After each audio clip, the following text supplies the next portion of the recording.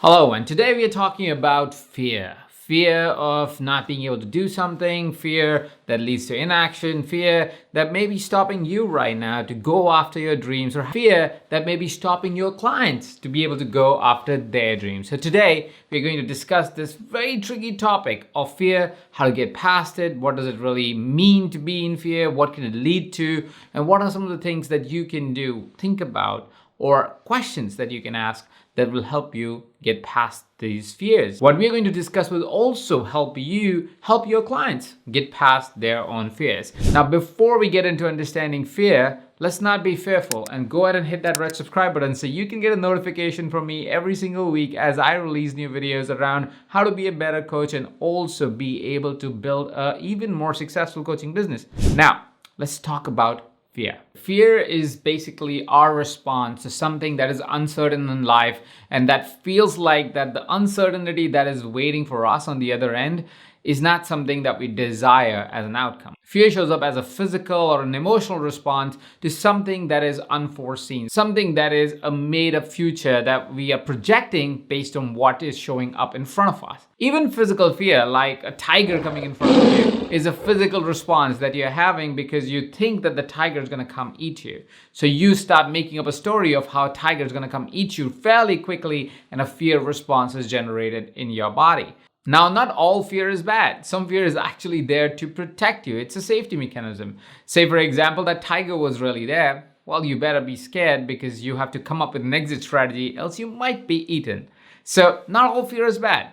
But a lot of fear that we currently operate from that leads to inaction is not real fear. These are fears that we have constructed in our lives because of past behaviors, current thinking and thoughts that we have, or somehow stories that we are telling ourselves of a potential future that is not a desired future for us. So before we get into how fear shows up in your physical body and how to turn it around and address some of the questions that will help you navigate your fear, let's understand how fear gets generated and created when it's not an obvious fear. Say, for example, you're about to go on stage. You are about to go on stage and you feel the fear of public speaking. You may go something like, oh my God, I'm about to go on stage. I'm scared. But if you really think about it, that fear of public speaking is not a fear of public speaking. It's a fear of public response. You're more concerned and scared of what people would think than the actual fact of you going up on stage and speaking, which means while you're feeling the fear of public speaking, what you're really feeling is the fear of how people may not respond how you want them to respond when you go up on stage and speak.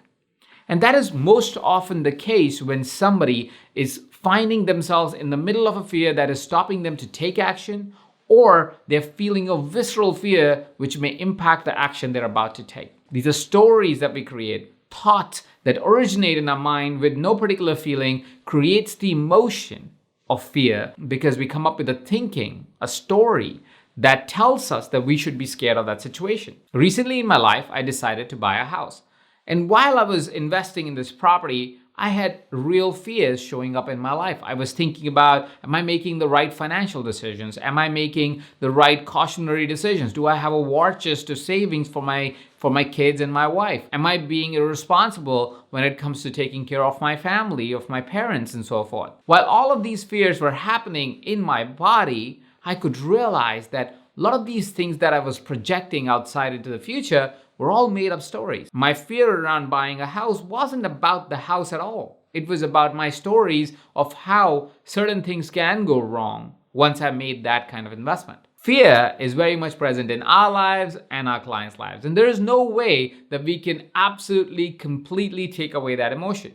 Like I said, fear sometimes is helpful. Fear sometimes can actually help us be more cautious and aware of our surroundings and keep us safe. So fear itself is not always a bad thing. But what we want to learn is how do we navigate when we are in that fearful state? How do we navigate this emotion of fear and continue to take action towards a progressive future for ourselves? So let's understand a little bit more about our fear response and then understand some of the questions that can help you get past that debilitating fear and get into action. So firstly, what you need to understand is fear and excitement shows up the same way in our body. It only depends on what story we tell ourselves is if we recognize it as fear or as excitement. So let's take the same example of going up on stage and giving a presentation. The experience, the physical experience that you feel at that time can be qualified as fear or excitement. Science shows that neurologically they show up the same way, and that's why the sensations in the body that you experience is the same. If you tell yourself the story of how your presentation is not going to work out, or how it will all go wrong, or how in the past your presentations haven't worked out, you will tend to generate a fear response and tell yourself a story of fear and failure. Whereas if you tell yourself the story of how excited you are, how pumped you are, and how you're going to crush it, how much preparation has gone into it, and how you're going to be among the best talks that the person had and have a great impact in their life, you would start to feel the excitement. A lot of what happens post the physical responses is recognized and acknowledged to be a particular direction changes the way your mind, your thoughts approach that particular action. If you're in fear, you'll most likely be nervous when you're on stage. You might pace a little or pace not at all. You might say things but not really be confident about it and blabber a lot more than actually make the presentation if you were in a fearful state. But if you take that physical sensation and turn it into excitement, if you tell yourself, I'm excited about this presentation, I'm going to rock this presentation, people are going to love it, they're going to have a transformative experience, you're sending a signal to your body that the experience it is having is of excitement, that it's ready to get on stage and ready to make an impact. And that will put you into a state of excitement, which of course will translate into a powerful presentation. So firstly, let's understand that the body sensation that you feel when it is fear or excitement is the same, which means often you're miscategorizing what you're actually feeling. And you can translate your fear into excitement, or if your story is around fear, you can turn that story into excitement and hence have an excited response instead of a fearful response. Now, sometimes you will have a real fear, a fear that is actually present, a fear that really needs to be addressed because it's not something that is a physical sensation, it's actually a thought. It is generated at the thought level, on the thinking level, and hence it's creating a physical response. To address such kind of fear, questions can be really, really powerful. So let's discuss some of the questions that will help you translate your fear, your thinking, into action, into excitement. The first question that will help you get past any irrational or rational fear that is in your mind that you've created through your thinking is to ask yourself the question, what are you really afraid of? Most of the time when we say, oh, I'm scared or I'm concerned, a lot of times we would give a very superficial answer. Say, for example, I am really scared to put out my message on any social media channel. I'm scared to post about my messages out to the world. I am scared to get on a sales conversation or a discovery call with a potential client. Ask yourself, are you really scared of the act or are you scared of the outcome? What are you really scared of? What is it that you're really fearing in that situation? Most of the times you would see that we give a surface response like, I'm scared to post on social media. But what you're really scared of very often is what happens once you do post on social media. Now, this awareness of what you're really scared of can change the way you approach that particular fear and that particular challenge. Once you know it's not posting on social media that is getting you scared, but it is the response that people will have is getting you scared or is making you fearful of the act of doing, you can now dissociate the act of doing to the outcomes of doing. And once you dissociate the act and the outcomes, the act becomes slightly simpler. It becomes less scary, which is why I encourage you to look at, if you're scared of something, you're fearful of something, or your client is fearful of something, to really rationalize that fear. Ask yourself the question, what are you really scared of? What are you so concerned about? What are you fearful of? The second question that brings more realness to your current fear is asking yourself, what I'm scared of, is that a real thing or is it something that I have made up stories around? You see, a lot of our past programming influences our current actions. Things that have happened in our past, people we have met in the past, stories that have been told to us in the past create our current reality. And very often, if you ask yourself the question about being honest and being truthful about, is this fear real? You'll find that a lot of those fears are actually just programming of the past. Things that happened at some point, somebody didn't do something, you didn't get the response that you wanted or expected, and hence you created a story around that particular belief about you. This is you being fearful on autopilot. This is where you haven't had a chance. You haven't given your conscious mind a chance to take action towards that fear and not let your past hold you back. What happened in the past is past. What happens in the future is defined by what we do today. If we get ourselves into a state of action, if we get ourselves into the state of excitement, we will conquer our fears and get better outcomes than yesterday. A few years ago, I was very scared to do this. Turn on the camera and make a presentation. Make a video that can help other people. I was really scared of it because the first time I ever turned on the camera and recorded something, I found myself mumbling or not being able to put my thoughts together, not being able to create a really powerful conversation straight off the bat. And that trained me to believe that I would never be good on camera, that I can not do this thing of creating videos, that I have to be someone who's behind the camera and never in front of the camera. Well, thankfully, I was able to address that fear by asking myself, what was I really afraid of?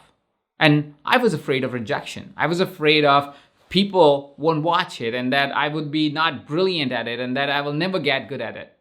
In time, I realized that fear was originating from my past experiences. And once I let that go, once I rationalized that my past is governing my present and that is no way to build my future, I was able to step back and ask myself a better question of asking, what am I excited for? Can I be excited for the process of creating than the outcome of what people may think about this? Can I be more excited about the process of impacting just one life, just you who's watching this video right now? And if my answer was yes, I should go ahead and not let my past control my present and definitely not control my future. My past created this version of me and I'm grateful for it.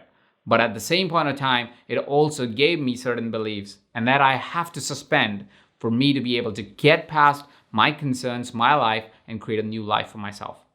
This is what I invite you to do as well. Write down, is your fear real? Is there any truth to it?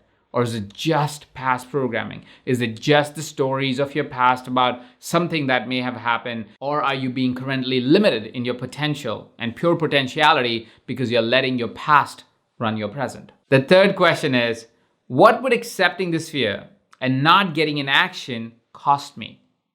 What would it help me with if I got past this fear? And what are the potential outcomes I can get if I could choose courage and move forward with excitement in this direction and not let fear control it? This question will help you diagnose the pros and cons of being in fear. It will help you identify what you have to lose if you stay in fear and what you have to gain if you chose excitement and courage. Once you've identified those pros and cons, you will be able to identify several reasons for you to stay in action, to get into excitement instead of letting fear control your life. Sometimes it is important for us to be able to see the benefit of the future, to let go of the challenges of the past. The fourth question that I have for you is to identify what is it that triggered fear in you. The reason for this question is once you know your pros and cons, once you know that this may be just a figment of your imagination, once you know that there may be a better way to experience this fear and turn it into excitement, and you're still not able to get into action, it may be because there is something that triggers fear in you. Say, for example, when I wanted to get on video and create presentations for the world, sometimes I would find my fear of not feeling good enough to be on video was triggered because I looked at other people who were doing this work for decades and they were so good on camera. I was like, there's no way I can be this good. There's no way I have something new to add. There's no way I can make a better presentation than what already is present on the interwebs for everybody anyways to watch. Who am I to create this? I doubted myself and limited myself because I was comparing myself.